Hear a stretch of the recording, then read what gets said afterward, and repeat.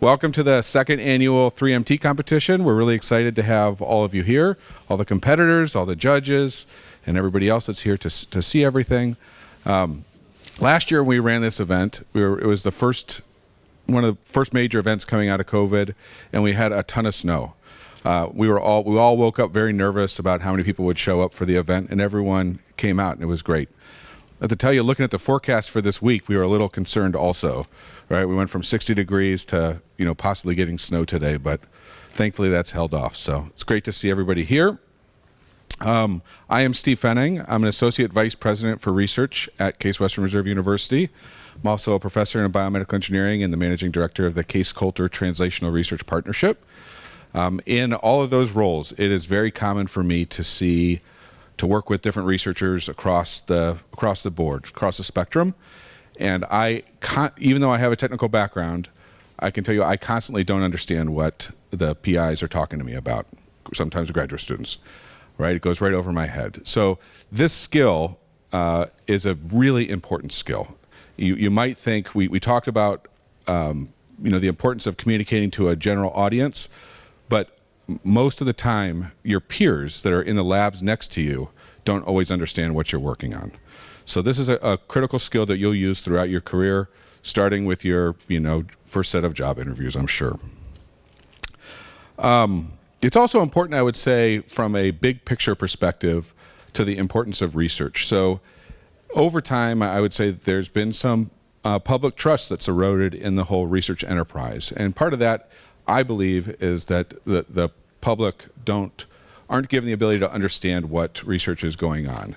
And so being able to have you individually explain it to friends, relatives, whoever you encounter in a way that they can understand and appreciate is really valuable to gaining that trust back over time.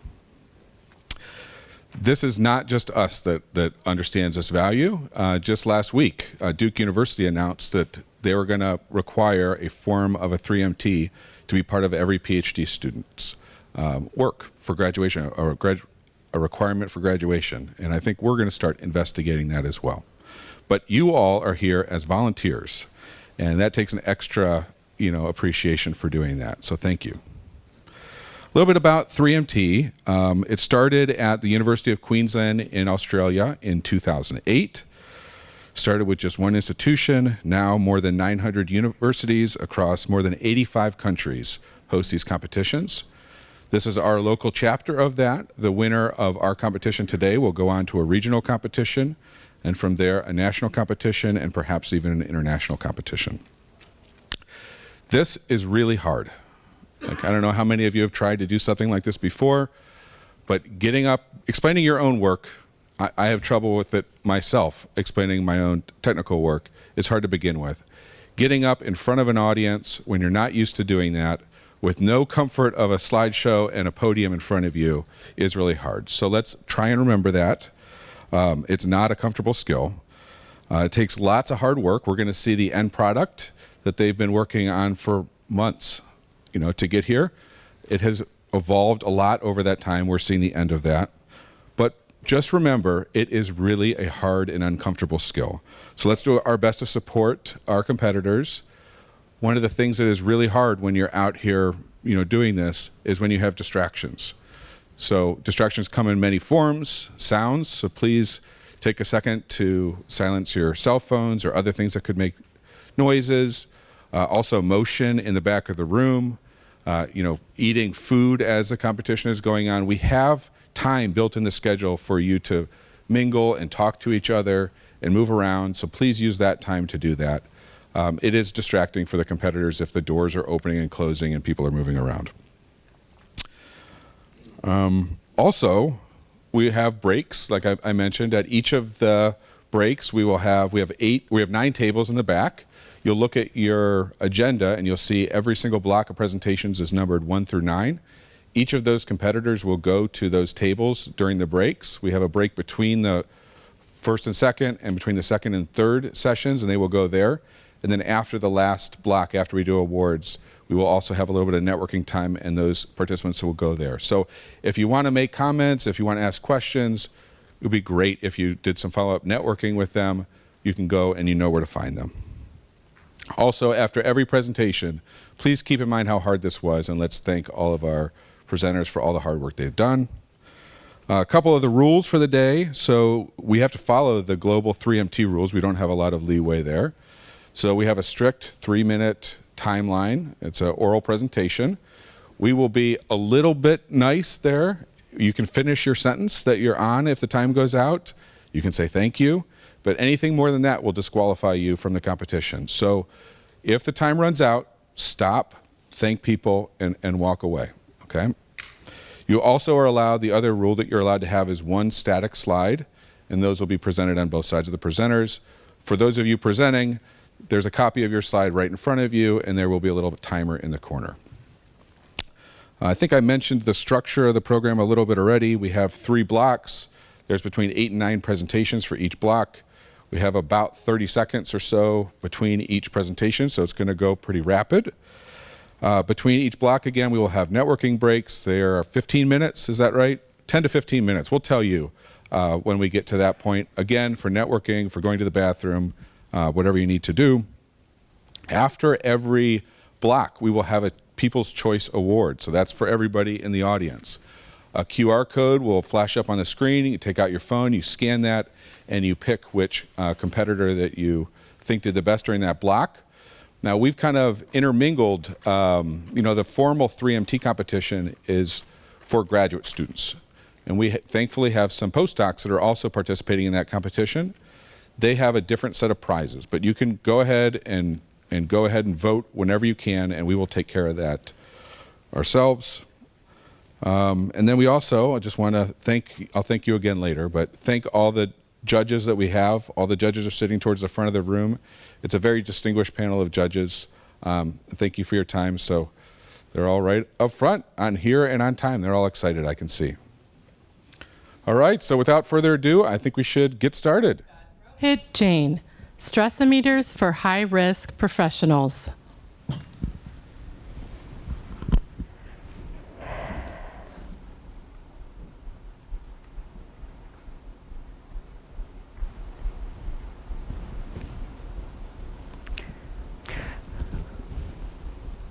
$90,000 hours. We spend these many hours, or 1/3 of our life, at work. We all have experienced excessive stress and fatigue at work. But for a moment, let's think about high-risk professionals, be it pilots, firefighters, truck operators, or transit operators. For them, countless people's lives on a daily basis are dependent on their work. Excessive stress and fatigue for high-risk professionals can bring danger to their safety and to the lives of people dependent on them.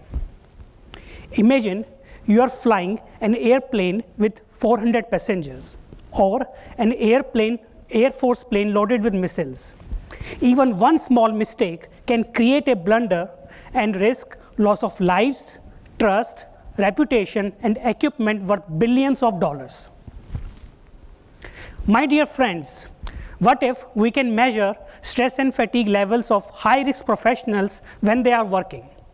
My name is Rohit Jain, and today I will tell you our solution. Our brain releases chemicals called stress biomarkers to counter stress and fatigue. Our team has discovered unique biomarker signature and developed technology to measure stress biomarkers with wearable biosensors. Our wearable biosensors, called stressometers, will be used in the form of bands and measure stress biomarkers from sweat, saliva, and blood. With our technology, Air Force and aviation industry can ensure safety of pilots and save lives and missions. For example, for Air Force pilots, our stressometers can be automated with smart pills to counter stress and fatigue in 24-hour sorties. For airplane pilots, our stressometers can help them take key decisions during flight and manage their schedule. Our team has extensive experience in biomarker research and device development. Air Force is funding us to develop the prototype device and testing in humans. I believe our stressometers will help high-risk professionals by providing them risk assessment and help them take necessary interventions in high stress and fatigue conditions. Thank you all for your attention and looking forward to hearing your questions.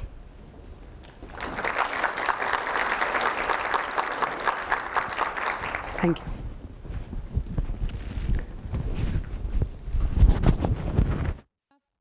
Jacqueline Shaya, Will Your World Fade to Black?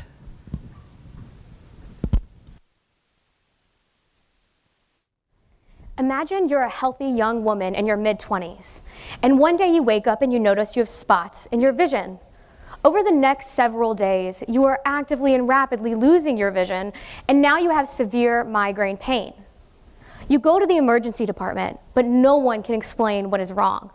You get admitted to the hospital, and you finally get a diagnosis and a treatment plan, but it is too late. It took too long to develop a treatment plan, and now you are blind. You try and adapt, but between the vision loss and the debilitating migraine pain, everyday life is a challenge for you. Imagine losing your vision within days. That is what can happen to patients who have idiopathic intracranial hypertension, and it can be any of us.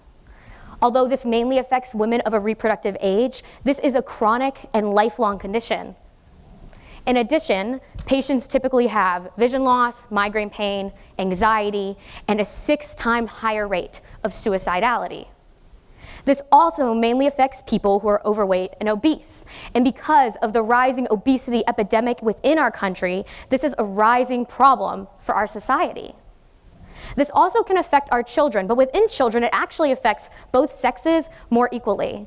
And preserving our children's vision is of the utmost importance. However, it is very difficult to study this rare disease. Why? Because it's hard to get enough patients to develop these patient registries to understand what's causing it. And that's where I come in. Utilizing the Cleveland Clinic Cole Eye Institute, I will have over 3,000 records of idiopathic intracranial hypertension patients. And this will be the largest retrospective patient registry to date. And with this registry, I will be creating a machine learning algorithm that will predict patients' vision loss at their diagnosis. Basically, if you will go blind. And by creating an algorithm that affects both adults and pediatric patients alike, I will be able to better understand factors that affect these unique populations and what's causing this vision loss. And then once I am able to predict if a patient will lose their vision, then we can provide therapies that can decrease that vision loss, improve their migraine pain, and improve their overall quality of life. Thank you.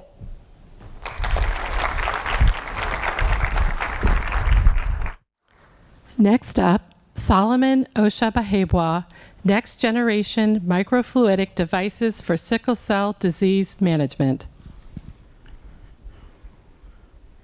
8 out of 10 babies born with sickle cell disease in Africa die before the age of 5. The survivors suffer with severe chronic pain, frequent hospitalizations, and the majority still die before 35 years. Now, I'm highlighting Africa because it's my home, but this disease affects more than 100,000 Americans. But what is sickle cell disease? It is a blood disorder that changes proteins inside red blood cells and causes them to become stiff and sticky. These stiff red blood cells block blood vessels and cut off oxygen supply to vital parts of the body, resulting in tissue death and multiple organ failure. Right now, scientists are developing new and exciting drugs to cure or improve patients' quality of life, but there are significant gaps. There is no technology to effectively monitor the effectiveness of these drugs, and also patients vary across from one individual to another, and the tools available are too expensive, especially for people from Africa. So to address these limitations, we've developed a low-cost pump-top device that can be used to diagnose and identify patient-to-patient variations. This device contains tiny microscopic passages to mimic the network of blood vessels in the body. And we use this device to assess the ability of red blood cells to flow through small spaces. If they cannot pass through our device, then they're likely to obstruct blood flow in the body. We've currently used this device to demonstrate that we can actually differentiate between healthy, mild sickle cell disease and severe sickle cell disease. And more, we are working with a pharmaceutical company, and we've seen that some drugs actually do work better than others for individual patients. The future of patient care is personalized medicine. And our technology can ensure that individual patients receive the right treatment that is customized to their unique circumstances. With this technology, we can ensure that children with sickle cell disease don't die. This is how we save the 8 out of 10 babies that are dying with sickle cell disease in Africa. Thank you.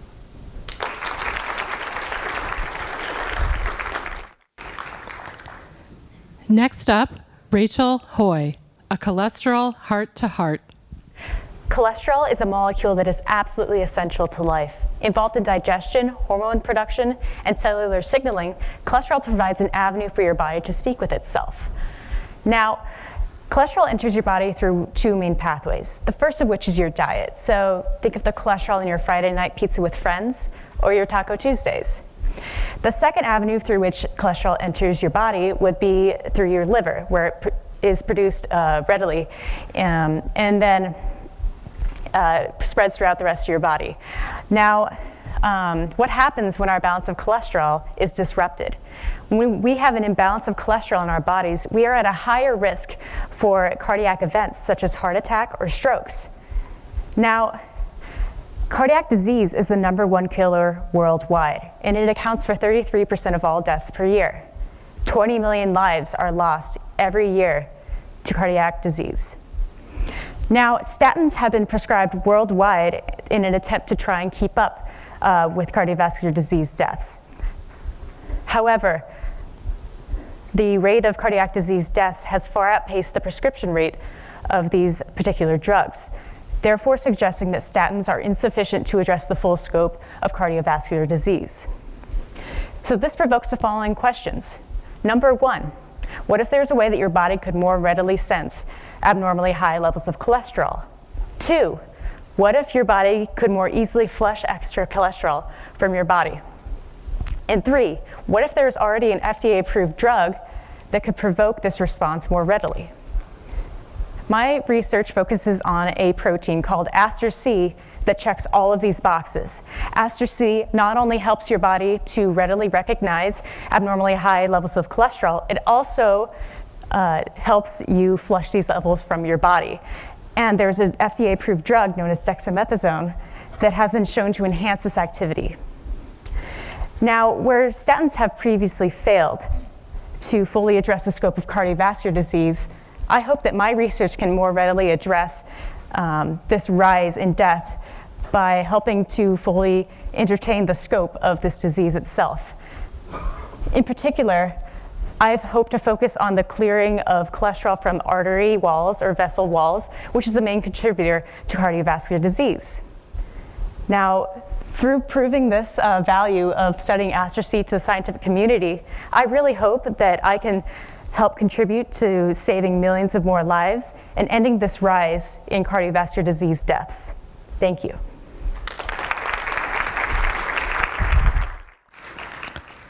Next up, Suzo Lee, restoring plantar sensation to improve stability. Many of us will take sensation from our feet, also known as plantar sensation, for granted. But that sensation is crucial for maintaining stability because it provides feedback about how our body is interacting with the world.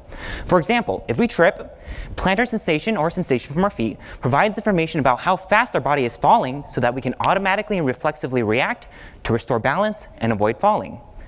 Now, individuals with lower limb amputation, however, no longer have this sensation in their missing feet, and as such, they're at a higher risk of falls.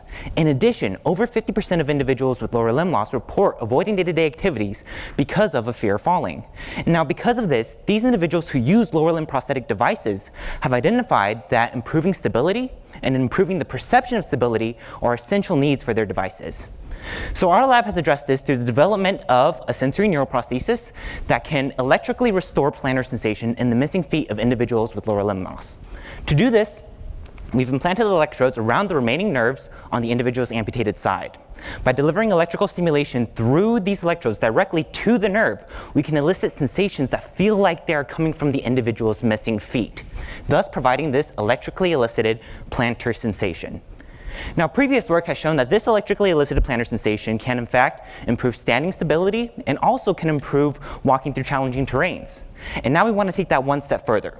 Now we want to show that providing this electrically elicited plantar sensation can in fact affect an individual's ability to recover from trips so that they can safely walk around their communities without a fear of falling. Now, to do this, we will deliver trips to our participants in a safe laboratory environment. And so we will have our participants walking on a treadmill while wearing a safety harness. And as they're walking, we'll quickly accelerate the treadmill belt so that they fall forward, simulating a trip. Now, if you imagine tripping, what happens is that our body begins to rotate forward. And in order to avoid falling, what we have to do is we have to try and slow down this forward rotation while taking a recovery step to place our foot in front of us and fully stop that forward fall. Now, data from our experiments have shown that providing this electrically elicited plantar sensation can in fact reduce the amount of forward rotation the individual experiences during the trip and also reduces the amount of force necessary on that recovery step to fully stop the forward fall. And this indicates that our sensory neuroprosthesis that provides this electrically elicited plantar sensation can in fact improve an individual's ability to recover from trips and thus can potentially reduce the risk of falling. Integrating this device into their day-to-day lives can get these individuals back into the community to do the things that they want without a fear of falling. Thank you very much.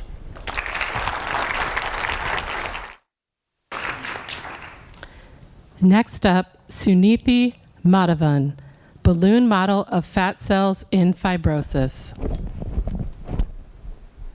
I'm going to tell you why you need your fat.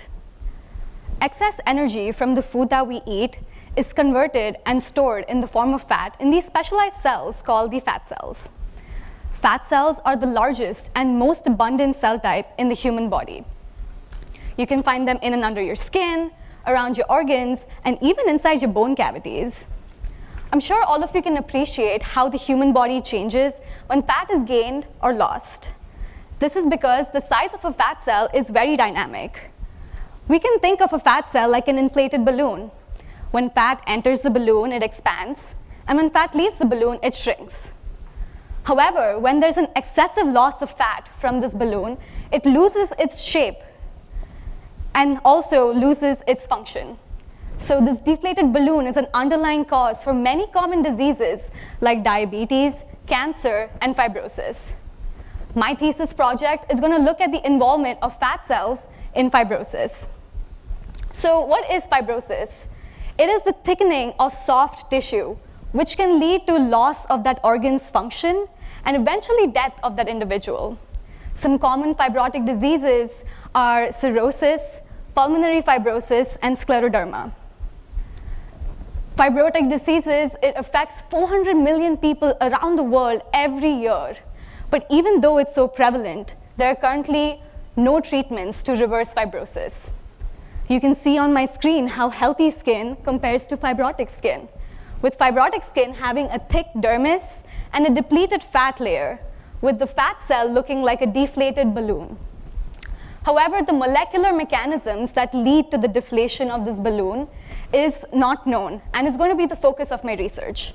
Understanding this will help in developing effective therapies to treat fibrosis. So to study this, our lab generated a mouse model that develops fibrosis of the skin. I then isolated its fat cells and performed this large-scale experiment called RNA sequencing. Using this method, I was able to identify genes that were involved in the deflation process. Our initial hypothesis was that the deflated balloon was caused due to large amounts of fat that is leaving the balloon. However, our results showed us that there is a massive drop in the amount of fat that is entering the balloon, which is causing it to lose its shape. So this surprising finding is going to change our perspective in how we target fat cells in fibrosis and opens new avenues to treat fibrosis. And I hope I've convinced all of you why you need your fat. Thank you.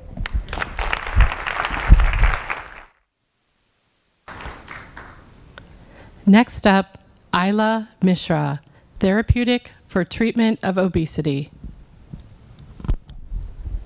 Good afternoon, everyone. As of today, nearly 66% of US population is obese.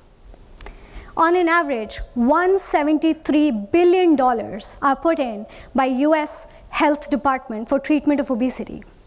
And if I am to talk of the other metabolic conditions that come with obesity, heart issues, kidney failure, diabetes, the overall cost on US Health Department is around $500 billion. Clearly, obesity has reached an epidemic level.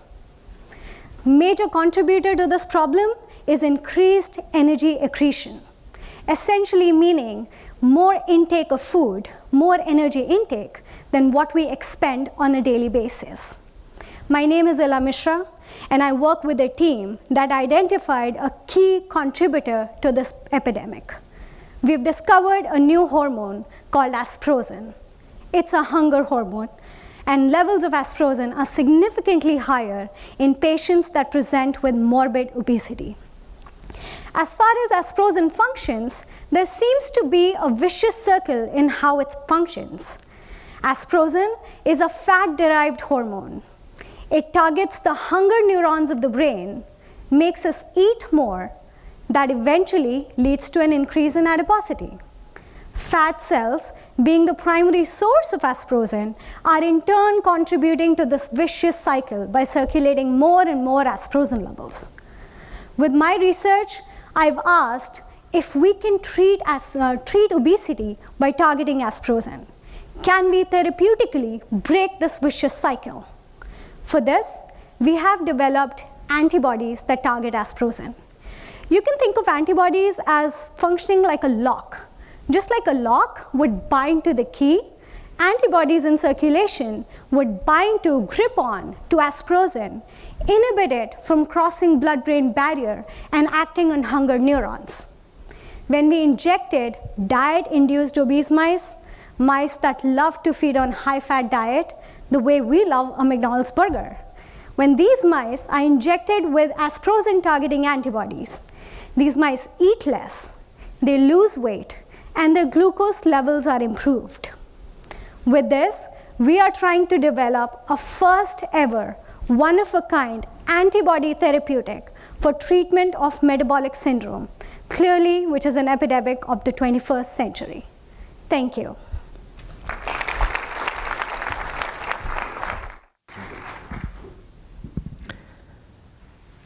Next up, Chianan Ma, can we bring the fat back to get rid of scars in skin? 45% of deaths in the US are caused by or occurred with fibrosis, which refers to the thickening or the scarring of tissue. This estimation data shocked me a lot when I just started my thesis work. Fibrosis can happen in any soft tissue, including skin, lung, heart, liver, and kidney. As the largest organ of the body, the skin seems to suffer the most from fibrosis. It has been shown that more than 100 million people in the world are affected by the skin fibrosis annually, which result from wound healing or disease such as diabetes and obesity. Well, more than $25 billion has been spent in the world every year for scarring treatment, and some of the treatment alleviate the skin fibrosis to some extent. Unfortunately, there are no therapies have been developed for reversing the existing fibrosis. However, due to the accessibility of the skin and the many similarities between the fibrosis in different tissue, skin is still a very good model to study fibrosis. Our skin is made up of two layers. The upper layer is the dermal layer, which can produce the collagen, and the lower layer is the fat tissue. What we have already been known is that during the skin fibrosis, the fat tissue will lose and the collagen will produce excessively, which cause the skin become the hard scarring tissue and lose its key function. So as a result, there's so many treatments that focus on the upper layer and how to reduce the production of the excessive collagen. However, they do not address that the fat tissue is missing beneath, nor study extensively about this phenotype. Of course, the fat tissue is very important because it contributes to the mechanical properties of the skin. And during the fat loss process, the small molecules release outside the fat cell and go into its surrounding environment. And this may activate the production of the collagen in the dermal layer that's above the fat cell, above the fat tissue, and become thicker, and finally lose their function. Therefore, I believe that the reason that the recent therapies fail to reversing the skin fibrosis is that they neglect the role of the fat tissue. So my research will focus on why the fat is missing during the skin fibrosis, and how the fat is lost, and how to bring them back, and try ultimately to develop a clinical application for reversing the skin fibrosis. Thank you.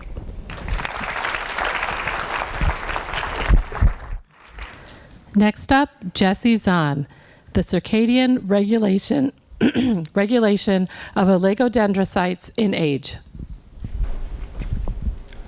Who in here is wearing a watch? Now, who in this room has a phone in their pocket that tells them the time of the day? Whether it's the alarms that we set on our phones or the timekeeping device that we wear on our wrist, every single person needs to know the time of the day in order to function effectively and in synchrony with the rest of society.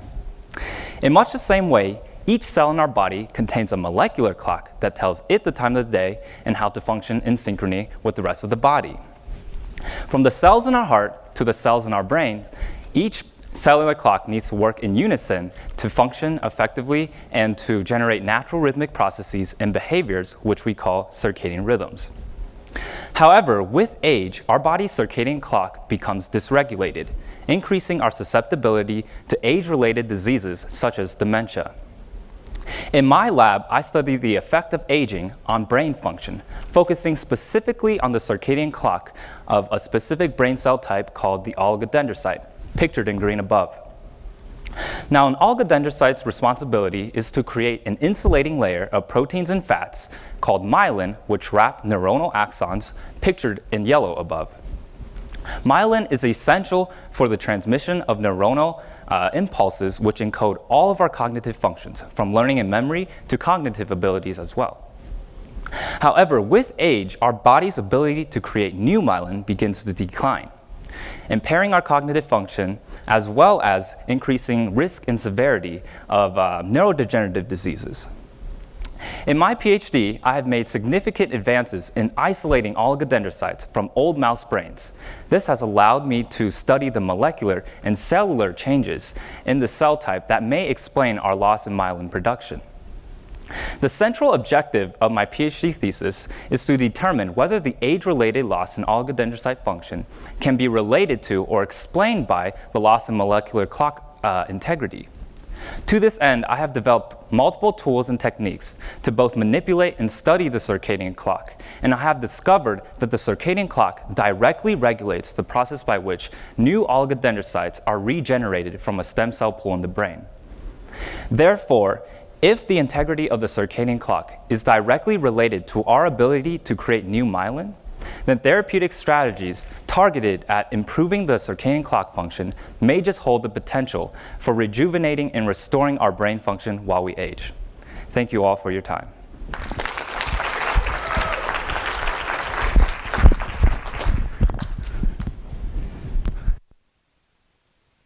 That was a great start. We're going to now have a little bit of a break for some networking. Again, each of the first block participants will go to their tables. Before you get up, we now have the opportunity to vote on People's Choice Award. This will be open for about 5 minutes, so I'd encourage you to take out your phones, do that before we break. Please get back to your seats in time for us to start the second block. You can see that there's not a lot of time to waste between things, so we need to start right at 1:44. We will give you a 3-minute warning, and is it possible for us to start a 3-minute timer or so when we do the 3-minute warning? Perfect. Figured we might have a 3-minute timer all ready to go. So, all right. Please network. Next up, we have Ilaha Isali, development of a novel bladder patch for the treatment of obstetric fistula. Every 2 minutes, one woman dies in pregnancy or childbirth injury worldwide. Additionally, up to 30% of women develops an injury called an obstetric fistula. The term obstetric fistula refers to a hole that develops between the bladder and vagina as a result of giving birth. This hole in the bladder is similar to a hole in a bucket where the woman has no control over her bladder and constantly leaks urine. More than 3.5 million women live with devastating birth injury. Each year, 100,000 women develop an obstetric fistula. These injuries mostly happen in sub-Saharan Africa, Southeast Asia, and in some parts of the Middle East. These injuries also happen in the US, primarily as a result of radiation therapy. It impacts significantly the quality of lives of women, both physical and social. The odor from constant urine leakage often results in stigma, leading to social isolation, depression, shame, sexual dysfunction, high suicidal rates, 92%, and high divorce rate, 92%. The current treatment available to fix this hole requires a piece of tissue extracted from another region of the human body, which is not ideal as it often results in high recurrence rate, 50%, donor side morbidity, prolonged mobilization, long-term inflammation, hospitalization, and healing issues, and never-ending treatment. This is the most important part. Effective treatment is crucial for preventing the urine leakage and maintaining the social well-being of this woman. Our solution to this problem to make a bladder patch, which is composed of collagen and chorion, which we harvest from discarded placental tissue. This patch is highly novel. It is robust, it is flexible, easy to handle, suturable, it's water impermeable, it's permeable to urine, and mechanical properties of the patch are similar to native bladder tissue, and it functions as native bladder tissue.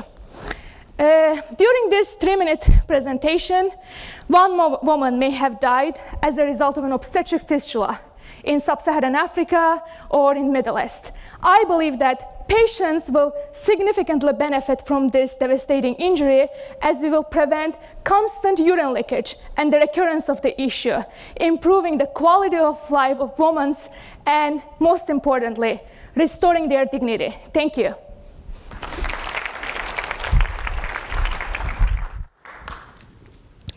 Next up, Yu Hao Sun, confronting the mystery of neutrino mass. Okay. Hello, everybody. I'm going to tell you about my research on neutrino mass. First, what are neutrinos? Neutrinos are subatomic particles.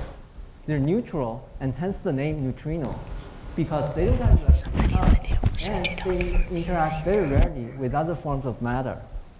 They're famous for passing through anything and everything. Consider this.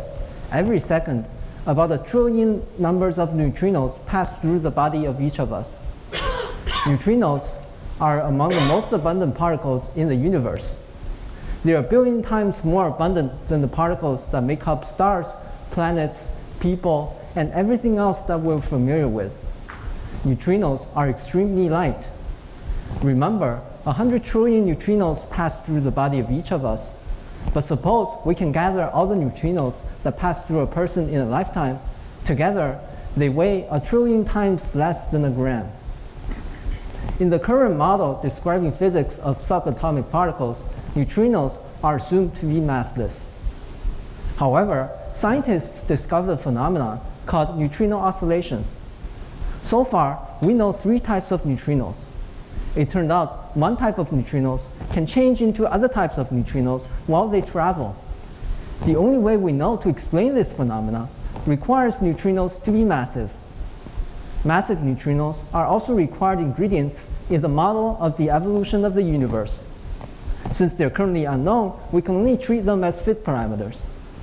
If we can determine the neutrino mass, we can fit the cosmological data to better determine the other parameters that can only be determined from cosmology, such as those related to the state of the dark matter and the expansion of the universe.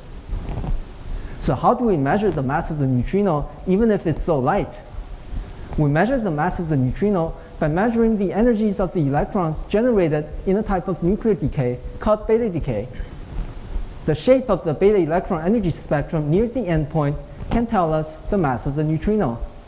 The key is to very precisely determine the energies of the beta electrons near the endpoint.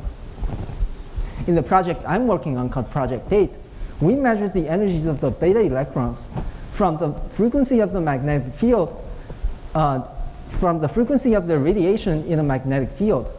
Recently, we achieved a milestone by recording the first beta electron energy spectrum with a technique we developed called cyclotron radiation emission spectroscopy, CRESS. We still don't know the neutrino mass yet, but we're moving forward one step at a time, closer and closer, confronting this mystery that nature presents us. Thank you.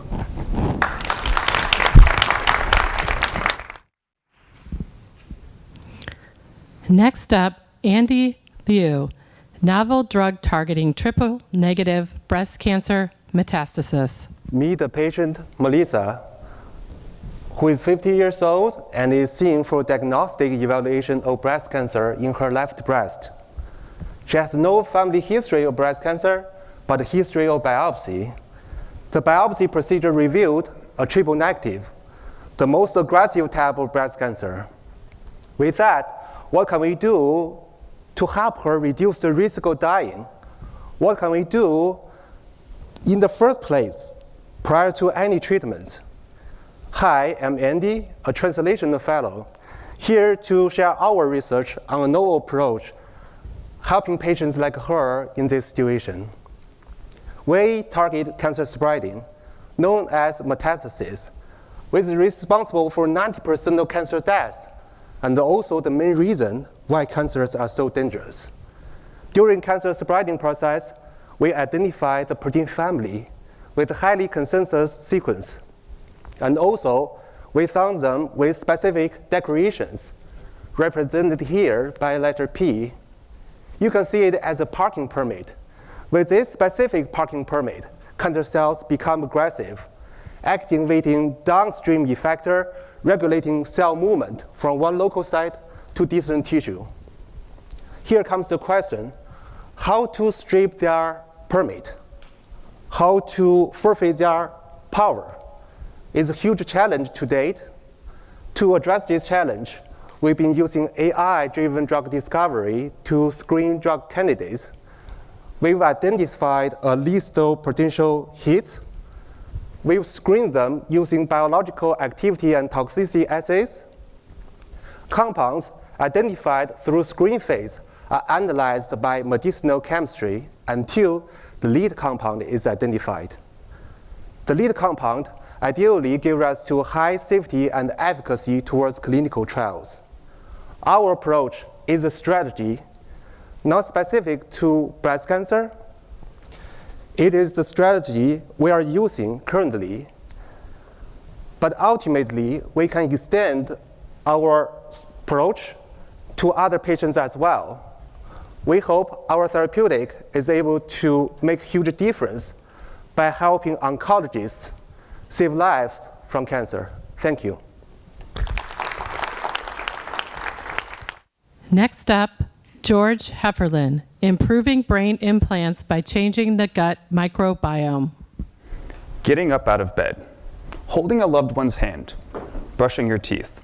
All actions that we take for granted as able-bodied individuals. But for the hundreds of thousands inflicted with spinal cord injury, this can be but a dream from the past.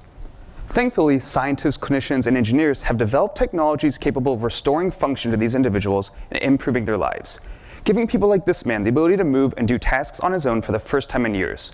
And beyond that, helping us better understand the brain to tackle other diseases. All of these are possible due to the same technology, brain implants that interface with neurons. However, the problem in this field has remained the same. Constant inflammation due to our implant causes damage to both the brain and the device. And due to this chronic inflammation, brain implants usually only last for a few months to a few years, leading to a loss in rehabilitation for the patient.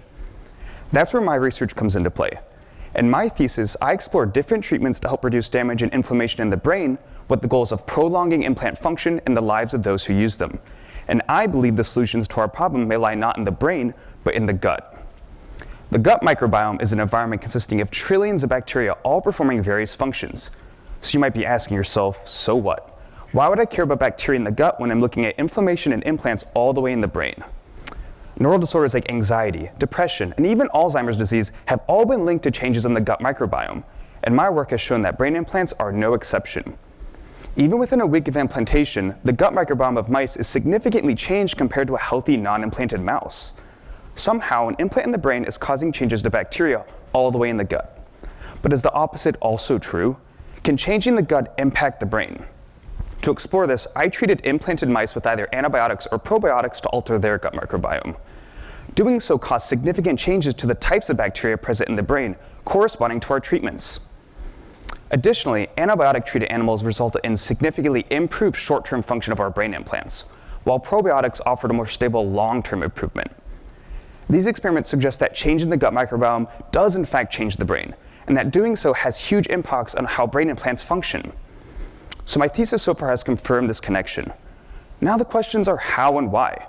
Are bacteria from the gut directly migrating to the brain to cause these changes, or are they somehow communicating via the nervous system? My next set of experiments will look at hundreds of proteins and thousands of genes to track down this specific mechanism. And if I can answer this question, an entire new approach for therapeutics becomes available for reducing inflammation in the brain and prolonging brain implant function. And with that, extending the improvements of life to those who need them. Thank you.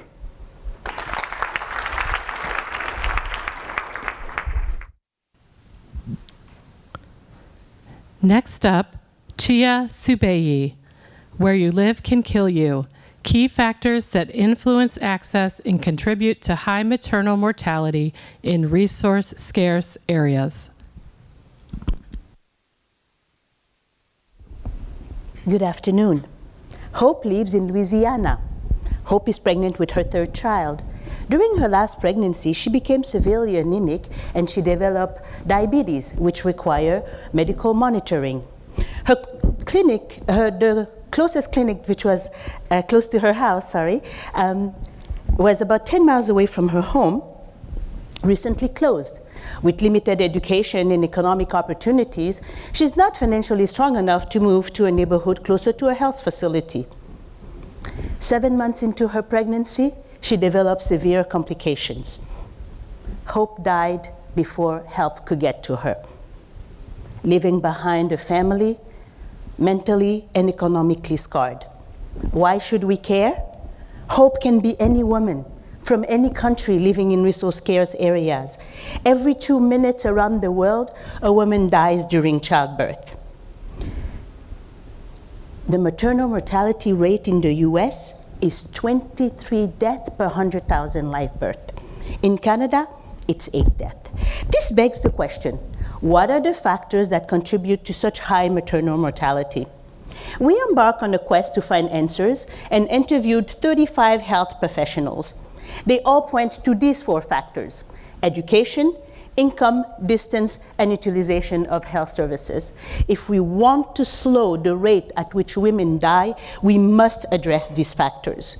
In resource-poor areas, a bottom-up approach is necessary to address women's basic needs of education, income, and transportation. The COVID-19 pandemic showed us that telemedicine works, that phone reminders and monitoring worked. Private sector investment into mobile clinic, community-based midwifery practices save lives. This study is not to suggest quick fixes to the maternal mortality puzzle, rather to highlight ways in which society can empower women to take charge of their lives and health so that they do not die while giving a life. As Mohammed Fatala once said, women are not dying because of diseases we can't treat. Women are dying because society has yet to make the decision that their lives is worth saving. Let us be the generation that saves a woman's life. My name is Chia Subai, and I'm a third-year Doctor of Business Administration candidate at the Weatherhead School of Management. Thank you.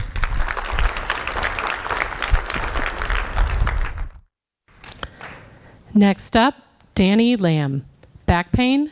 Try out nerve stimulation, almost risk-free. Oh, this might be, or this might not be news to many of us here, but back pain sucks.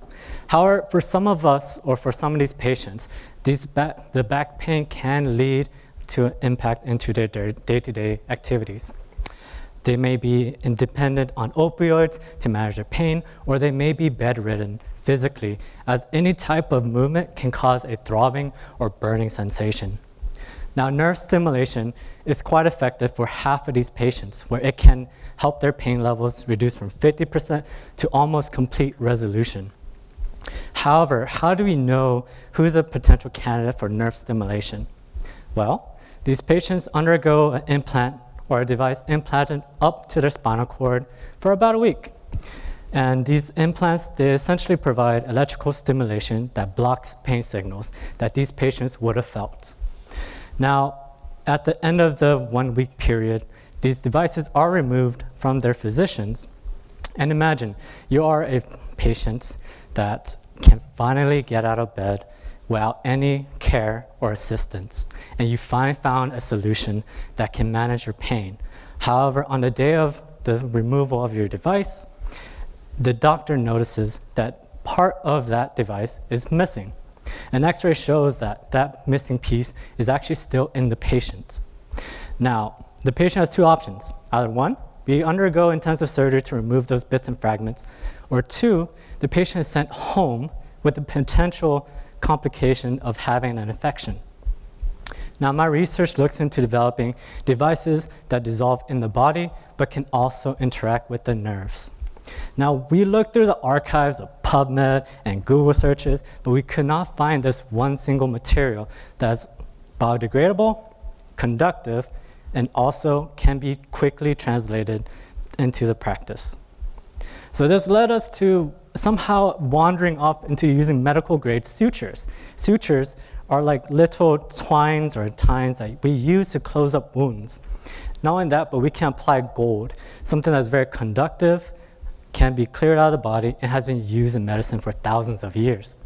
Right now, we're very preliminary, but we've shown that we can cause or do nerve stimulation and cause muscle contractions. So this shows that there is potential application for our device. However, right now, we're still looking to see how our bodies may interact with these devices in the hopes of potentially developing something that can not only de-risk nerve stimulation, but can also allow us to understand and treat pain at its source. Thank you. Next up, Gabrielle Labrosi, a method for gait control post-spinal cord injury. Let's think about how we got to this ballroom. For the majority of us, the answer includes walking. Walking is an important motor function for navigating our daily lives and promoting a healthy body and a productive lifestyle. However, for thousands of individuals with a spinal cord injury, this movement is compromised or lost due to signals from the brain not being able to reach the leg muscles. These individuals may experience social, economic, and physiological issues daily, which can collectively decrease their quality of life. Currently, a viable solution for restoring walking after this injury is with a system that stimulates the nerves and activates the otherwise paralyzed muscles to generate steps.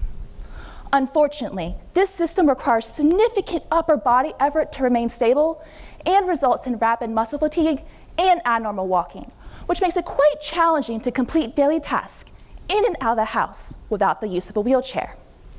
For my dissertation, I'll be focusing on improving walking after a spinal cord injury by developing a controller with an updated communication system. And with this controller, I'll be testing it with individuals post-injury and measuring different outcomes, including the upper body effort exerted, different gait characteristics, including walking speed, as well as the participants' perceived improvement when the controller is turned on. So think about how this controller functions. Let's imagine we are making a chowder. When we first begin to cook, we use a recipe as a basis. Similarly to a recipe, my controller will initially send predetermined stimulation patterns to the nerves to activate the other pyrolyzed muscles inspired by muscle activity that is documented in healthy individuals. Next, we mix and add those chowder ingredients together, but as we do so, we're going to taste test it to make sure we're on the right track. Parallel to our taste sensors, I'll be placing different sensors on the body in order to track the body's position as it's progressing through the walking cycle. Now, what happens when we accidentally pour too much milk into the bowl? Well, when we go to taste test it, we realize we're no longer on the right track for that perfect chowder. So what can we do? Well, we can correct for this error by changing the recipe slightly and adding more flour in, for instance. In the case of my controller, if the body starts to deviate from the ideal position, for instance, they misplaced their foot and now it's too close to their other one and they're starting to become unstable. The controller will pick up on this information and to notify the system to tell it how to change those stimulation patterns towards activating some leg muscles more and some less in order to get the individual back on track. By developing this controller with updated communication, we can hopefully improve walking after spinal cord injury by decreasing upper body effort required, increasing walking speed, and reducing muscle fatigue, which allow these individuals to complete a variety of daily tasks while walking, such as walking into work and talking to their colleagues eye to eye. Thank you. Next up, Razak Durodoye, Race and Genetics in Alzheimer's Disease. Imagine watching your loved one fade as Alzheimer's disease slowly rips them away. I watched my granddad suffer and die to Alzheimer's. And because of our lack of understanding and absence of a single effective treatment, there was nothing we could do. And unfortunately, my family's experience isn't unique, but it did inspire this thesis. Alzheimer's disease, or Alzheimer's, is a neurodegenerative disorder that leads to memory loss and ultimately death. Right now, more than 6 million people in the US are affected by Alzheimer's, and that number is expected to triple by 2050.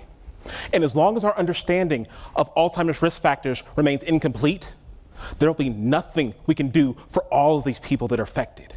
Fortunately, recent advances in technology mean that we can now better understand the connections between genetics and Alzheimer's risk.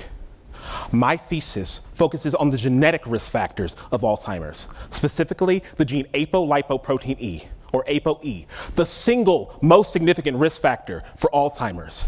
And by studying ApoE, 20% of patients could see improvement or even a cure for their disease during their lifetime. That's 1 in 5 people treated just by understanding this one gene. Now, to date, most Alzheimer's studies have focused on white populations, but recent findings have shown that Alzheimer's risk actually changes depending on one's race.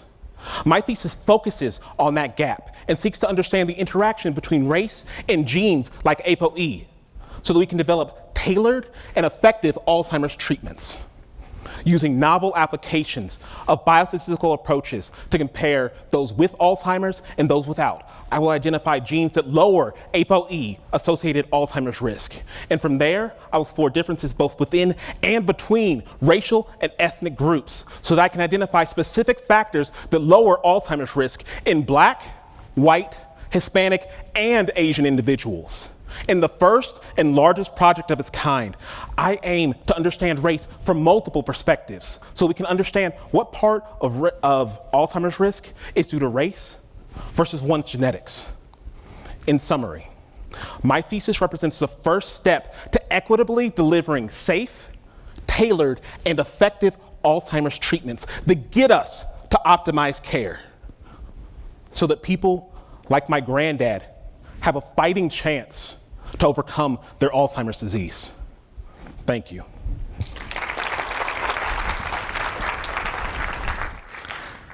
Next up, Shwetank Singh, Open Source Automated Seizure Detection. Every year, 70,000 people with epilepsy succumb to a sudden unexpected death.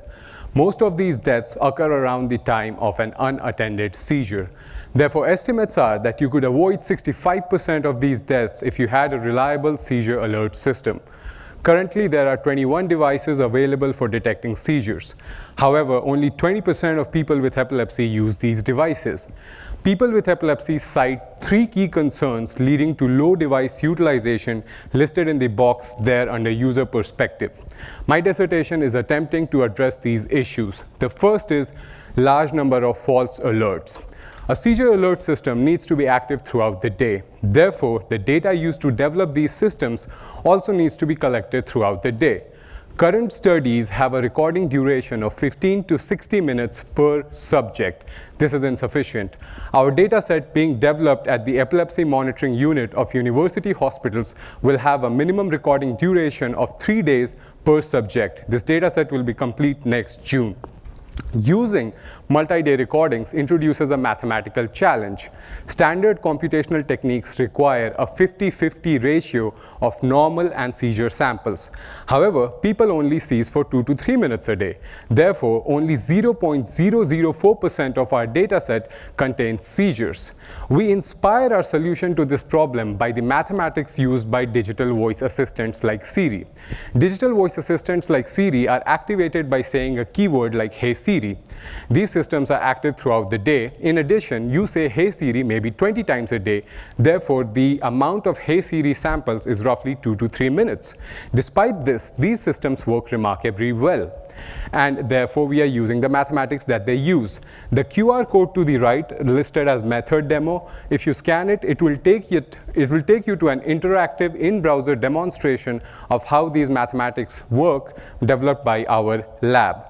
The other 2 concerns are aesthetics and cost, which are a function of how many devices are available.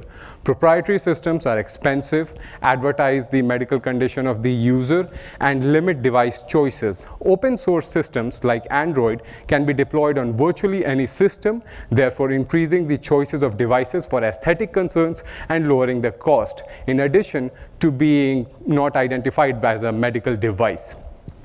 In summary, we hope to create an open source seizure alert system to make the world a safer place for people with epilepsy. Thank you.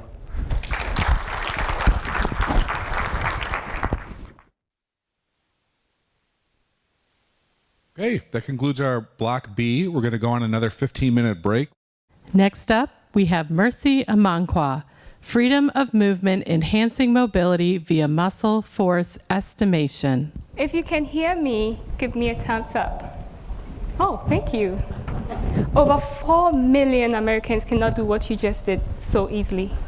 These 4 million people have survived stroke, but they are still struggling with the aftermath of stroke. According to the National Stroke Association, just 10% of people who suffer from stroke are able to almost fully recover.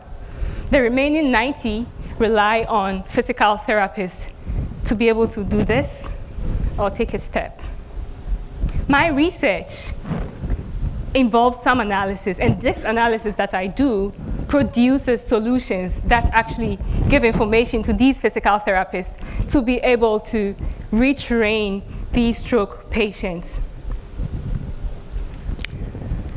When I talk about retraining these stroke patients, I mean, they have explored, we have given them the option to explore several muscle movements to be able to help these stroke patients rewalk again.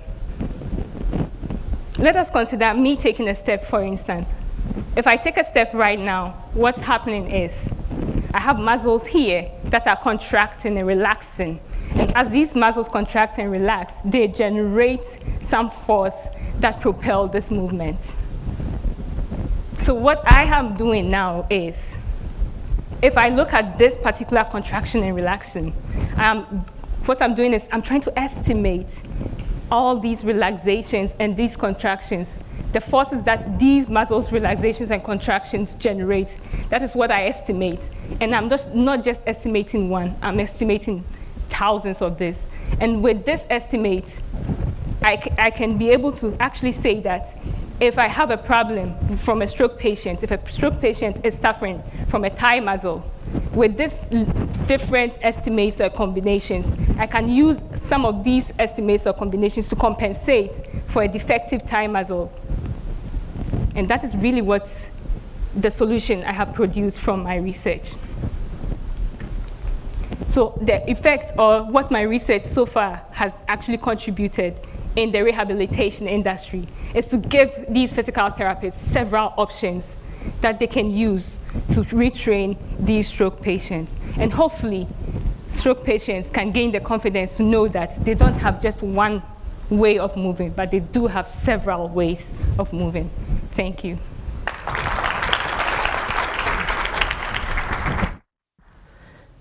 Next up, Sina Purang, Trauma Check, a giant leap towards saving lives.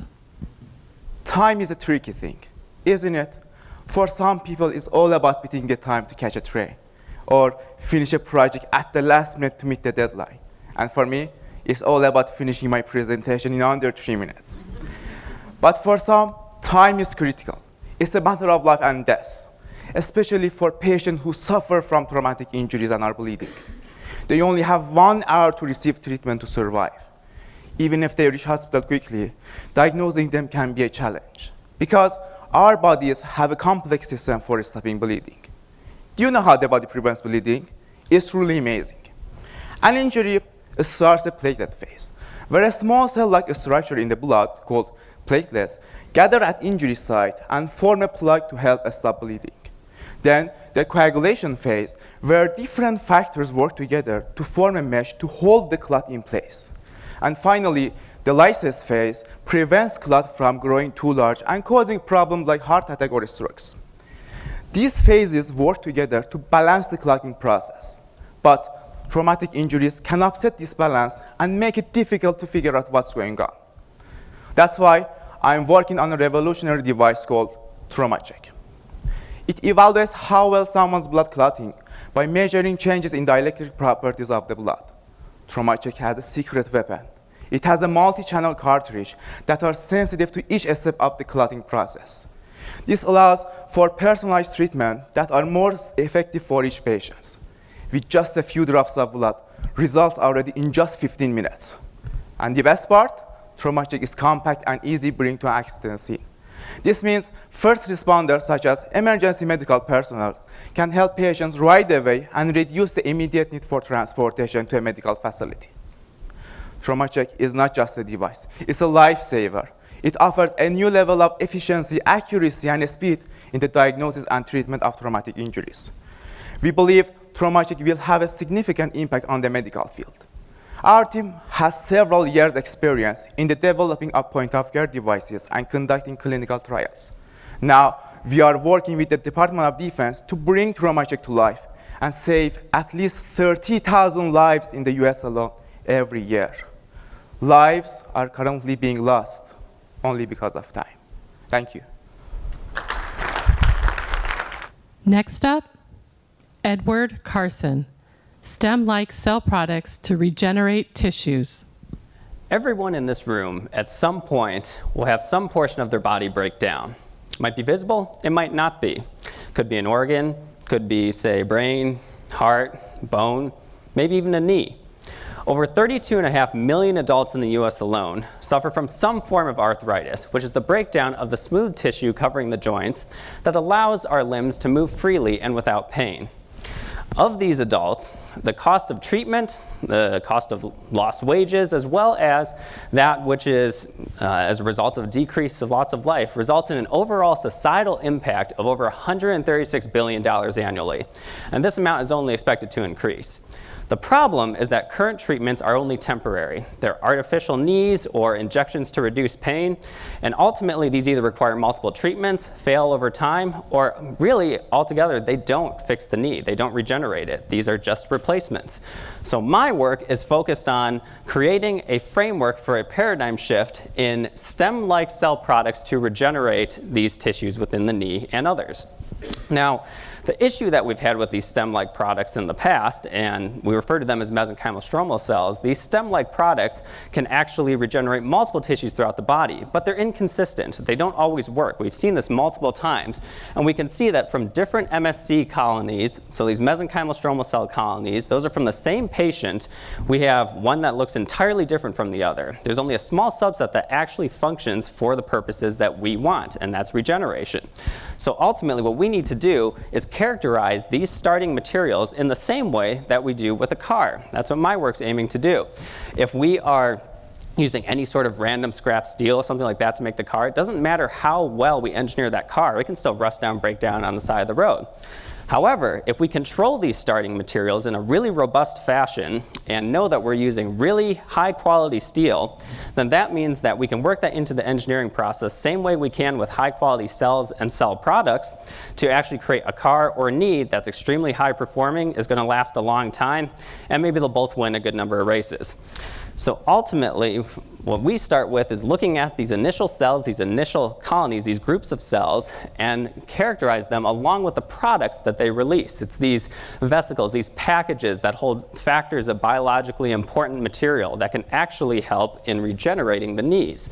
So in summation, what's most important is that if we can create this whole paradigm shift of knowing that these starting materials will produce this defined output that's actually quite potent and useful for regeneration, then ultimately it's the same idea of knowing that our important materials for creating a new car is the same idea as needing the right necessary materials to create a new knee. And that's the goal with my work. Thank you very much. Next up, Colin Ballard. Does charge dictate sites of mucin type O glycosylation? Cancer, Alzheimer's, autism. One of these has impacted some aspects of our lives, but what really causes them? Throughout history, science has tried to understand these underlying mechanisms to better understand how to treat these diseases and disorders. One of these mechanisms involves sugars, in which we all know and love. But do we really understand how important sugars are in our everyday lives? I study sugars in a process called mucin type O glycosylation, specifically the specialized proteins called enzymes that add sugars onto other targeted proteins called substrates. Our lab investigates the enzymes that initiate this process called GalNAc-Ts, in which 20 have been identified in most mammals. These enzymes transfer the first sugar called a GalNAc onto these targeted protein substrates, and then another group of enzymes can come in and use a variety of different sugars and add this onto the GalNAc, further extending the sugar structure. Recent studies have shown that the charge of these targeted substrates may impact these enzymes' ability to add sugars onto them.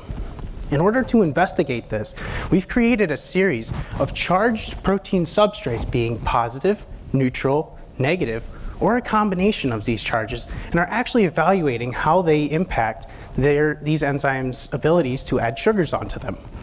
So let's think of magnets. Opposites attract, right?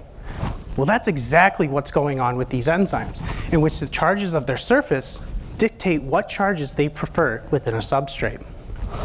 We have found that 12 of the 20 GalNAc transferases actually have distinct charge preferences.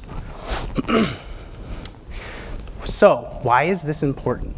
This is important because being able to understand how these enzymes work from the ground up, we can better our prediction methods and therefore be able to identify which proteins in your body have sugars readily added onto them and by which GalNAc-T or core transferase.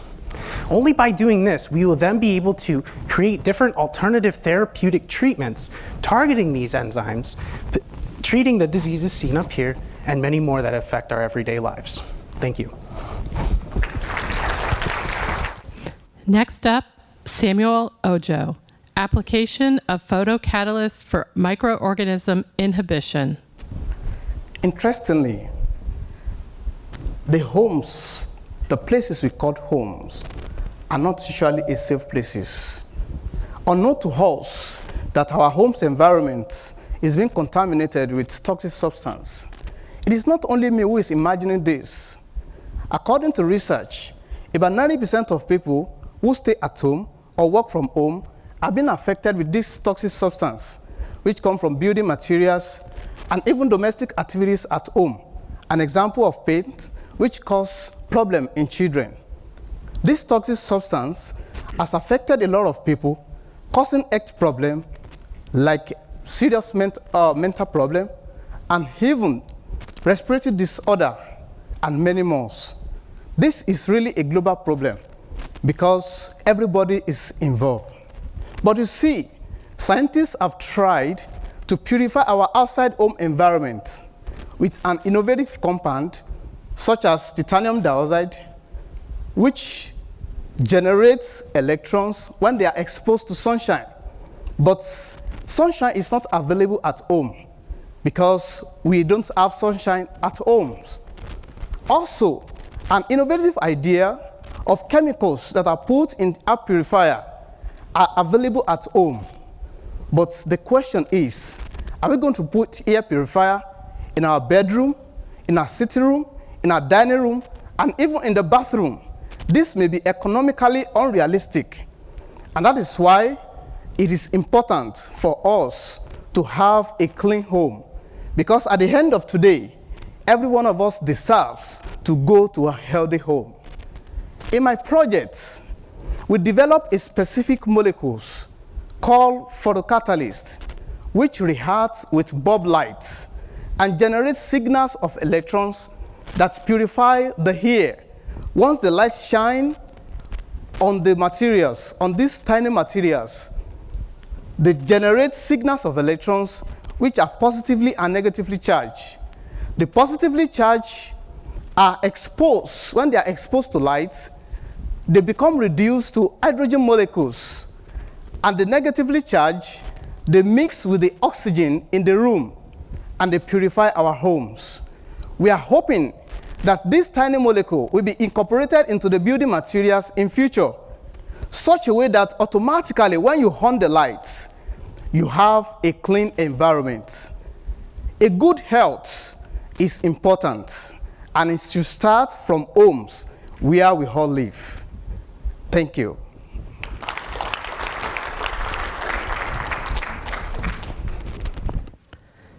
Next up, Kenneth Gullivan, Opioids and the Immune System, the Hidden Danger of the Opioid Crisis.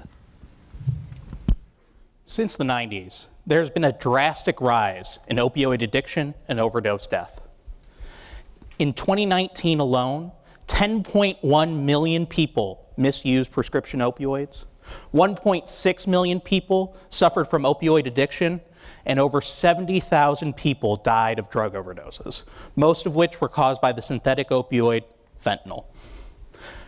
But these are not the only dangers of the opioid crisis. Opioids have been shown to weaken and impair the immune system in a variety of different ways. Opioids have been shown to impact the immune system's ability to recognize, react to, and fight infection and disease. My thesis focuses on a type of cell known as a helper T cell. These cells help to coordinate the body's immune response to specific infections. Think of them as the managers of the immune system.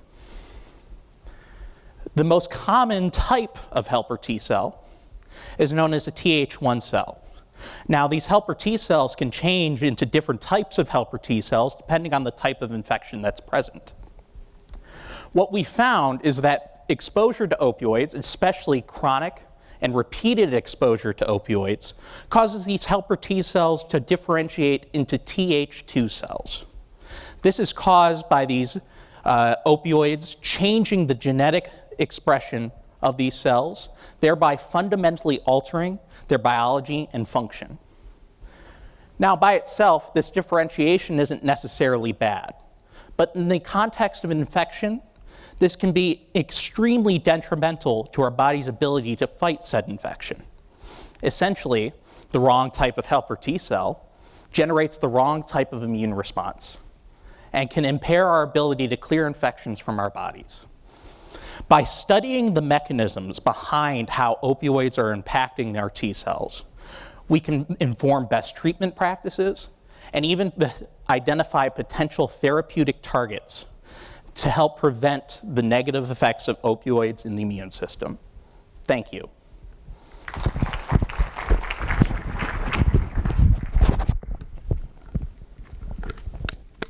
Next up, Prajakta Joshi, Biking Smart for Parkinson's disease. When we think about exercising, we usually think about improving our stamina, building our muscles, and gaining strength, right? But what if I tell you when you're exercising, you're also working out your brain? In fact, research has shown that exercise helps in improving symptoms of Parkinson's disease, a neurodegenerative brain disorder that affects movement and coordination. While there are treatments available for Parkinson's, they only help in managing symptoms but do not cure the disease. To complement these treatments, biking is often prescribed. To complement these treatments, physical therapy is often prescribed. Biking is a popular exercise that can help with these symptoms. Research has found that outdoor biking is even more effective than indoor biking. The key difference between the two biking types is that indoor biking provides you with a constant speed, whereas outdoor biking provides you with a continuously changing speed according to the terrain where you are biking. Our lab has put together a smart bike that mimics the features of outdoor biking on an indoor bike. My research focuses on understanding why the smart biking is more effective for Parkinson's. I propose a type of sensory feedback that gets generated with every kind of movement called proprioception is fundamental in the better outcomes of the smart bike. Proprioception is how your brain knows where your body parts are without looking at them. In case of smart biking, the unexpectedly changing speed causes unexpected variation in the proprioception. This is different from the case of an indoor stationary bike when the speed is constant. Now, all this sensory feedback travels through different parts of brain before being processed and being converted into motor outcomes. One such part, called basal ganglia, is known to be affected in Parkinson's disease. The routine medications act on this part to correct the symptoms. In my study, my hypothesis is that smart bike changes the activity of neurons of basal ganglia differently compared to the changes due to indoor biking. To test this theory, I will be recording from group of cells from basal ganglia as the participants progress through their biking sessions. I also want to understand how this activity changes with time and how is the change in the activity different in two different biking types. This might help us have a neurological basis for future physical therapy prescriptions that might be really useful in creating treatments for many movement disorders. Thank you.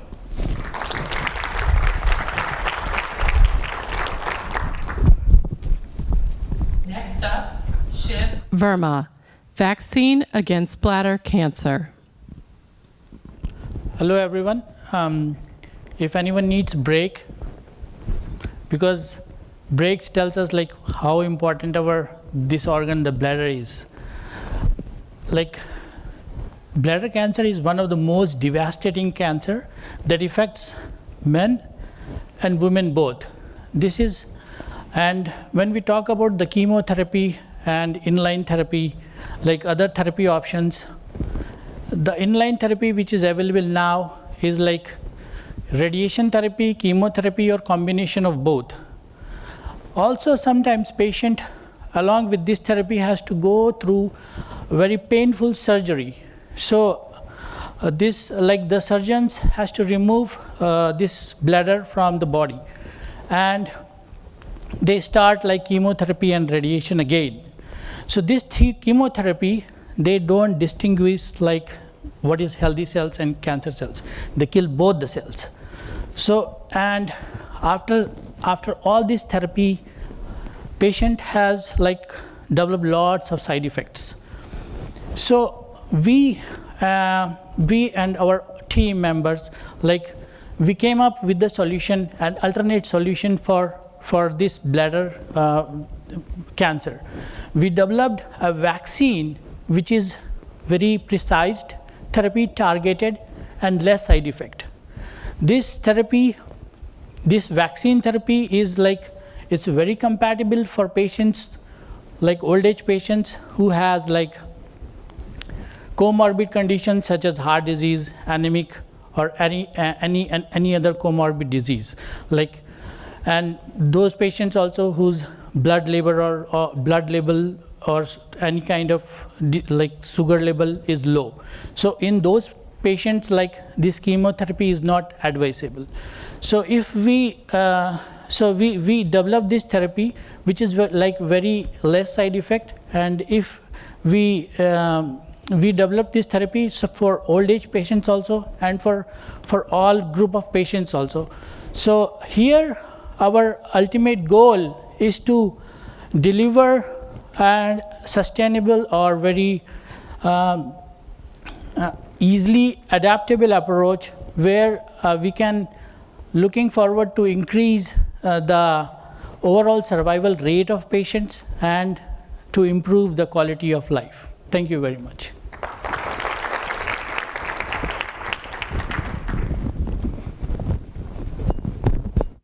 Howdy, y'all. All right. It is my great pleasure to introduce our keynote speaker, Jeff St. Clair. He has reported on science in Northeast Ohio since joining the WKSU Public Radio newsroom 15 years ago. Prior to that, he was a music host and fund drive producer at WKSU. And before that, Jeff spent 13 years as an analytical chemist in Akron and Canton. Jeff graduated with a degree in chemistry in 1987 and completed his master's in journalism in 2012. He says he's always wanted to be a scientist, but got distracted along the way. As a science reporter, he loves visiting people's labs and documenting the work of hundreds of researchers in his Explorer radio series at WKSU. He says it's a privilege to meet so many amazing scientists in Northeast Ohio and bring their work to the public. His favorite topics include evolutionary biology, human origins, neuroscience, human behavior and political psychology, biological diversity, bats, bugs, botany, and the origin of the universe. So you could see he loves all things nature. Jeff enjoys the challenges of translating complex scientific research into everyday language that thrills and informs his listeners and readers. He's been heard nationally on NPR and Marketplace, and every weekday from noon to 4 at 89.7 WKSU. In his spare time, he enjoys hiking, kayaking, guitar playing, fossil collecting, and observing every living thing in the natural world. So let's give him a hand and welcome our keynote speaker, Jeff St. Clair. Thank you, Catherine. Appreciate that. Thank you all for sticking around. I know you've, had your, brains kind of filled with all these amazing presentations, and I am so honored to be here, to be speaking, and also be a judge in this competition. So at this point, you guys are all off the hook.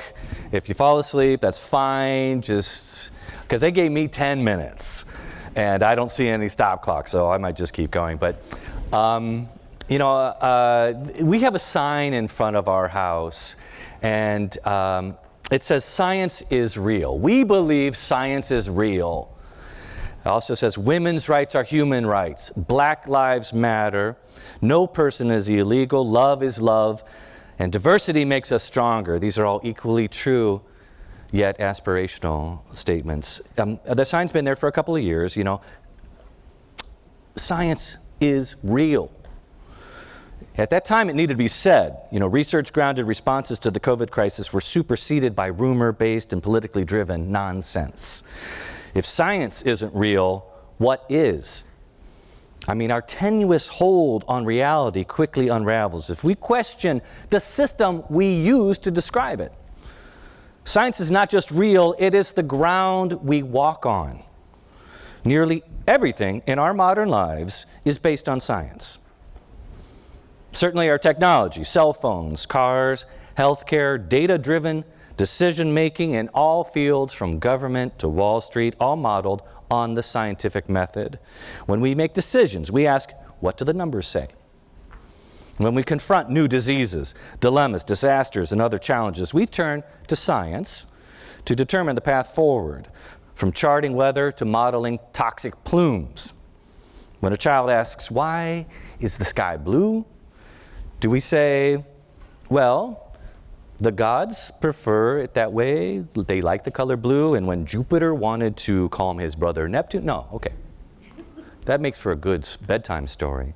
But as a culture, we have changed our narrative.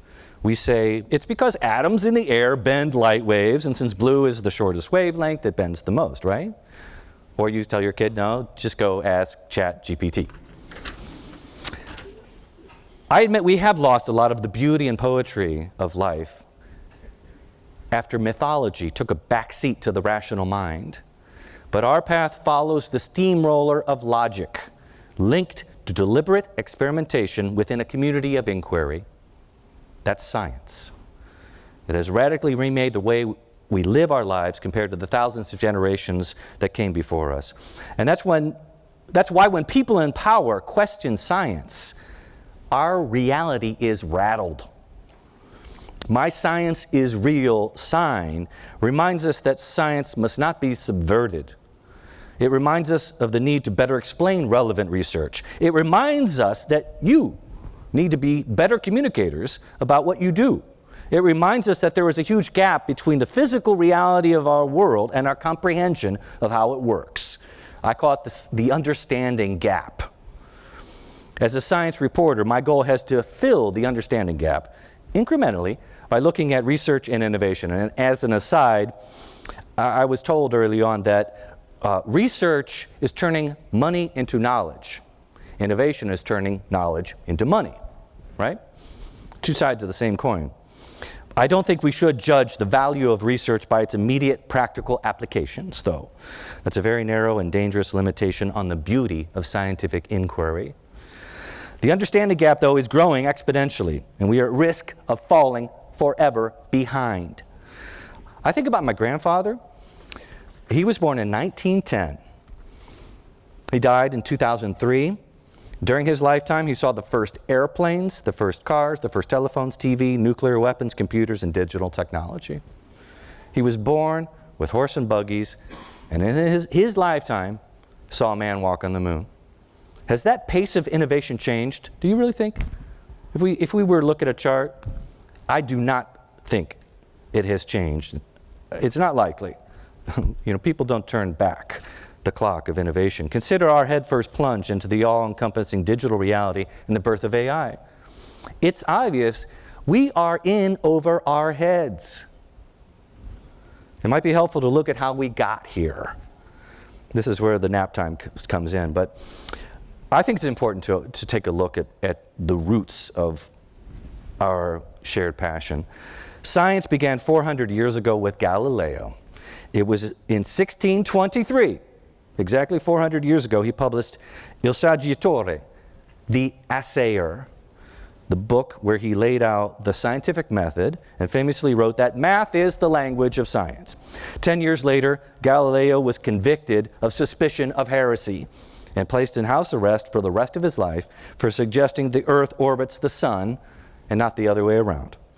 No one in Florence put up a sign that said science is real, even though Galileo was taken away to jail.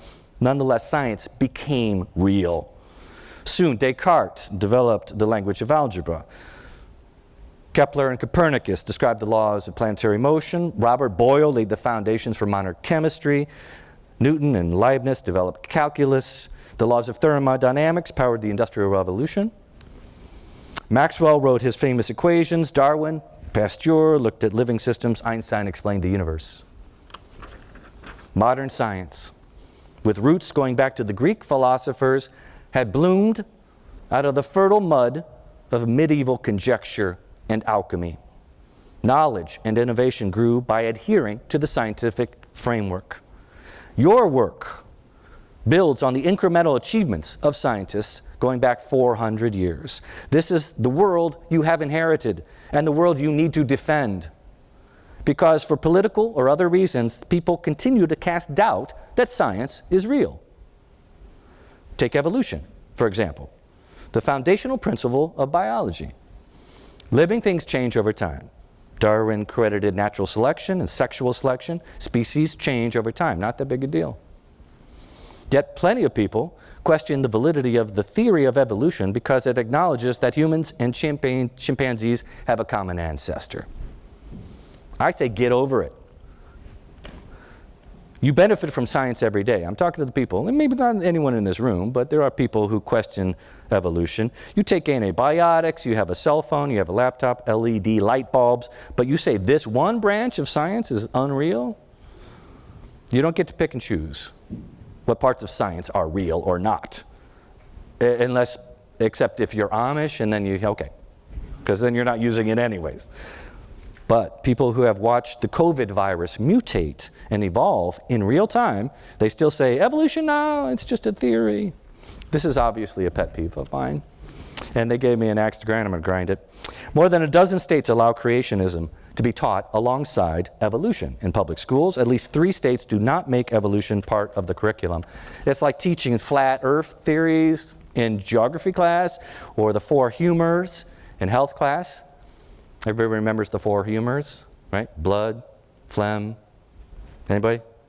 Black bile and yellow bile. You guys are smart. It's funny, you know that stuff. But this is one reason science does need defending. The both sides argument surrounding evolution eats away at the legitimacy of all research. Science is real. But it can be lost if we let it. A return to the medieval world of humors and quackery is just one zombie apocalypse away. This is ostensibly why I was invited here to talk, to help you guys talk about your work and help us bridge the understanding gap. I had to get the evolution stuff off my chest. So, the challenge of science communication is really rooted in the origins of science itself. Because while math is the language of science, very few people speak it, myself included. It makes it hard to talk about it. So we need to translate our work. Stephen Hawking, talking about his book, A Brief History of Time, which is an awesome book, only 180 pages. It's a must-read. You guys, read it. Read that book. If you haven't, it will change your life. Brief History of Time, Stephen Hawking. Hawking said that he was told for every equation in his book, he would lose half his readers. So only put one equation in the book, E = mc squared. And this is from one of the greatest mathematicians of our time. So in order to talk about your work, you need to rely on language. And we know how muddy that can be. You need to understand the relevance your work has to the broader world. And I heard a lot of that today. And you need to find the everyday non-technical words to express it. That's the whole point of the 3MT competition. And I think you guys nailed it. All that said, not all research will be immediately relevant to today's public discourse, and that's okay. You didn't go into science to be famous, I'm guessing. You went into science because you have the chance to learn something that no one has ever known before. There is no thrill like the thrill of discovery. We have an obligation to fill the understanding gap before the AI bots take over and we devolve into subhumans, or at least a population of science deniers. Scientific language, by necessity, is precise and specific. But much of the meaning can be lost when you dip into vernacular. Therefore, you need to borrow the poetic tools of analogy and metaphor. Analogies are tricky. Before Galileo, there was alchemy, which is driven by analogy. Alchemists believe matter is composed of 4 elements: earth, water, fire, air. And apart from serving as the basis for the excellent Avatar cartoon series, if anyone has seen that, here we got a fan. Those elements, I'm not even going to go into it because we know alchemy is a dead end. And that is one reason scientists avoid analogies like the plague. Because in order to distinguish yourself from alchemists, the first scientists avoided analogies. Nevertheless, I will go into how you might use them. There are a few simple rules. Number one, be clear. Ernest Rutherford, the father of nuclear physics, when describing his model of the atom, said it's like the solar system. Big object in the middle, the nucleus, lots of little things surrounding it, orbiting it, electrons. He was the first to describe it that way, and it went against the current thinking. But after he explained it, everyone went, oh, yeah, that makes sense. Except for the group that had convicted Galileo, and they were confused by the analogy, right? Robert Hooke was the first person to look through a microscope and see a cell. He called it a cell because it looked like a little room. Boom! We all know what a cell is. Analogies need to be based on what the data shows. Kepler hated analogies, but he still used them to explain his work. In one treatise he wrote, "Analogy shows and geometry confirms." That distinction is what makes his and your work science rather than alchemy. Analogy helps explain your research, but we all acknowledge that there is no causal implications in a metaphorical comparison. Finally, choose wisely. Metaphors are powerful. Humans have evolved to think in metaphors. We are not computers, despite the wealth of analogies between the human brain and machines. According to narrative theory, we think best in terms of a coherent story. That's why Jesus spoke in parables.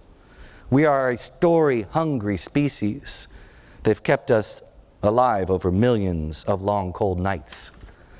All you need is the kernel of a story. See where it takes you while remaining grounded in fact. The public may not know the technical explanation for many common phenomena, but they recognize the shorthand versions.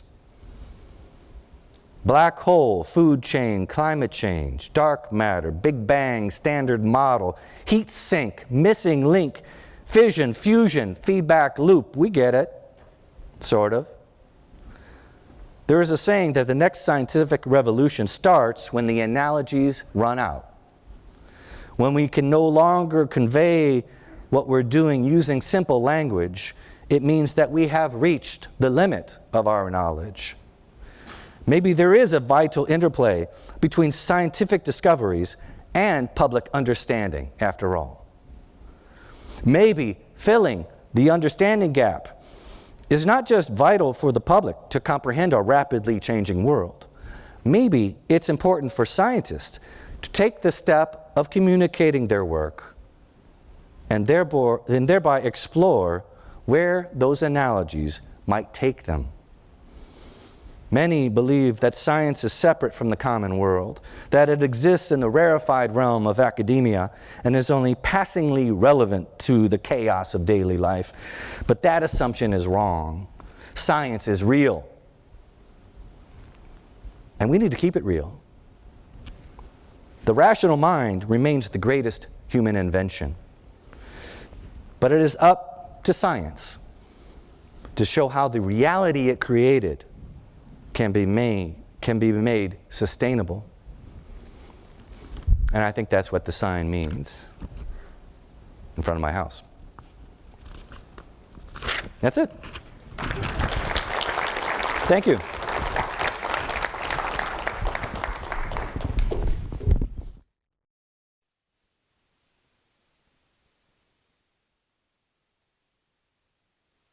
Thank you so much, Jeff St. Clair, for a great keynote on science is real and how to communicate that well. I'll now hand it over to Dr. Steve Finning for our awards ceremony.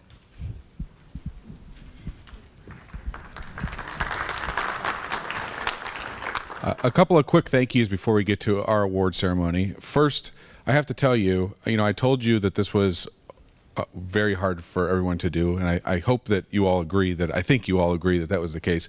You did not make it look like it was hard, right? I was totally blown away by everything. I mean, we didn't have one person go over time, which is just that alone is amazing. So I'd like to just take a moment to thank all of you again, all the participants.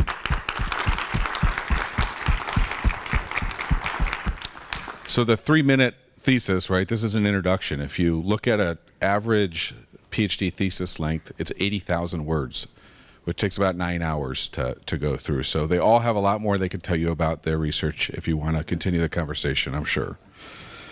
Also like to thank our sponsors. So we have the Case Western Reserve University Office of Interprofessional and Interdisciplinary Education and Research. Thank you. The Case Science and Human Rights Coalition, the Case Veal Institute for Entrepreneurship, the Case Coulter Translational Research Partnership, and the School of Graduate Studies Professional Development Center. So thank all of you for your sponsorship. I'd like to thank our distinguished panel of judges. Thank you all for everything that you've done, not only today, but many of you have kind of helped us select the projects and coach the projects to get to this point. Thank you for that. I'd like to thank our keynote speaker, Jeff. That was very inspiring, so thank you for that. And then I don't know if you notice, sometimes you don't notice when things go smoothly, but everything went today without a hitch, right? And that does not happen by accident. So there's been a group that's been working on this since the end of last year's 3-minute thesis. So I'd like to first thank the event team that was here with us today and the AV in the back. Everything went as smooth as I could imagine it going. Also, we have a 3MT planning committee that's composed of students. One of those students actually did it twice. So Catherine Wilcox is a 2-time person. So probably be Catherine's last year, as long as her advisors agree with that, right? Just joking. Pamela Robinson was also on that, Yifan Chan and Zoe Sekyanda. So thank you all. And then last but definitely not least, the person that really led everything to get to this day was also our announcer for the day. So Rachel, could you stand up so we can give you a round of applause? Rachel Begley, thank you. Okay, so without further ado, we'll get into our awards. So we're going to have different people come up and present the different awards. After they read your name, if you're here, if you could please come up for a picture, that would be great. Thanks.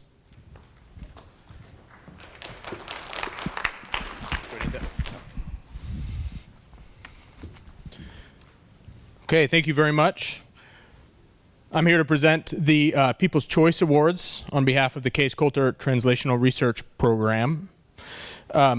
Coulter's happy to sponsor the People's Choice Awards because we're an internal program at Case designed to help research programs get translated and to educate entrepreneurs. And in order to show up as an entrepreneur, you have to be able to demonstrate the skills that you guys learned today. And I'll join Steve in saying that this was just astonishing, really, really impressive, and kind of intimidating to follow the 27 of you on stage. So I'm going to announce the 3 names, and if you guys could all come up and we'll just congratulate them together. Okay. Okay. So in Group A, Rachel Hoy. In Group B, George Hefferlin, and in Block C, Sam Ojo. You guys come on up.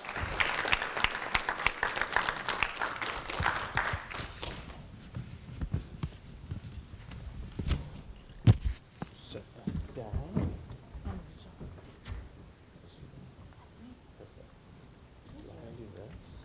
We're going to get a photo all together. George, congratulations. Sam, congratulations. Nice job.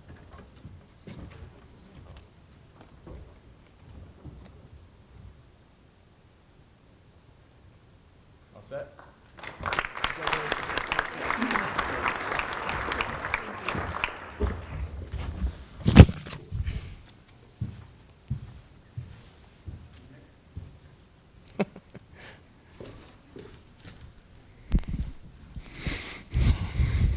Greetings. Thanks to everybody for a great day. Amazing presentations. Those of you who were here last year would not recognize what the quality and quantity of amazing presentations today. What improvement. Congratulations to you all. I'm here to award the award for the Translational Fellows. This is like deciding among my children. They're all so wonderful. They're working so hard. But you got to have a winner. So Ayla Mashara won the Translational Fellows Award. Congratulations.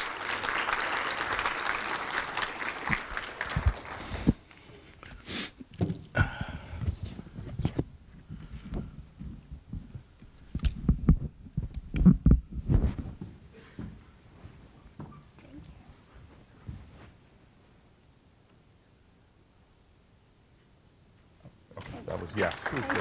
Congratulations. Well done.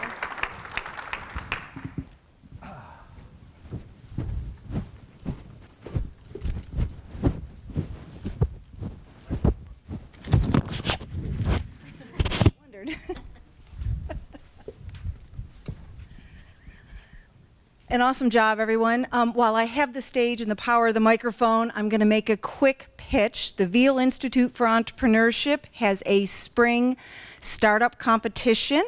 The applications are due very soon, so please do check it out. Go to case.edu/entrepreneurship and look for the Morgan Thaler Pavey competition. Thank you very much. Awesome job today by everyone. I am just thrilled to be able to announce the winner for the third place prize. That would be Chia Sabeyi, if I pronounced the name correctly, and I hope I was close. My favorite.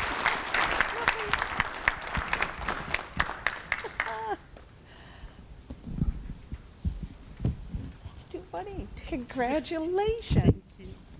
Thank you. Little did I know. Here, we got to take a picture. Oh. Thank you. Thank you. Thank you. That is too funny.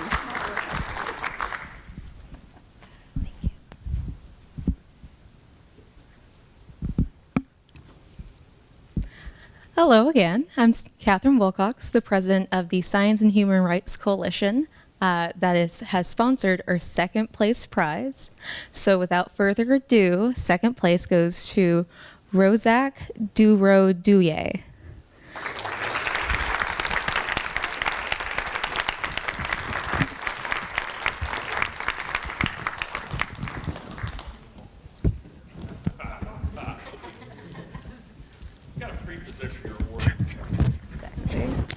Congratulations.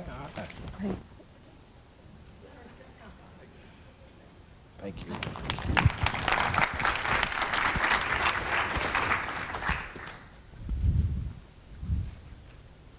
Thank you.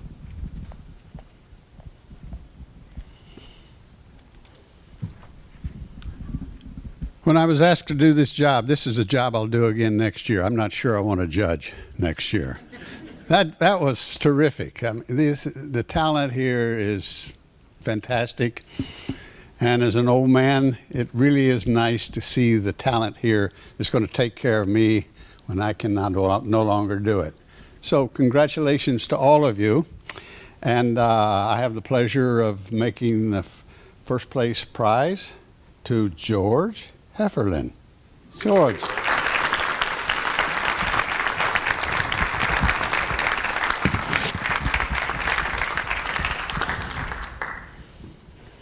Good job.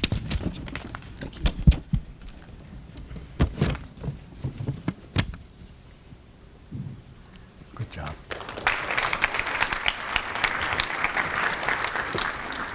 Okay, that almost concludes our day. We do still have some time to meet with the last group of presenters, and they will make their way to the tables now. Otherwise, everyone have a great weekend and a safe trip home. Thank you.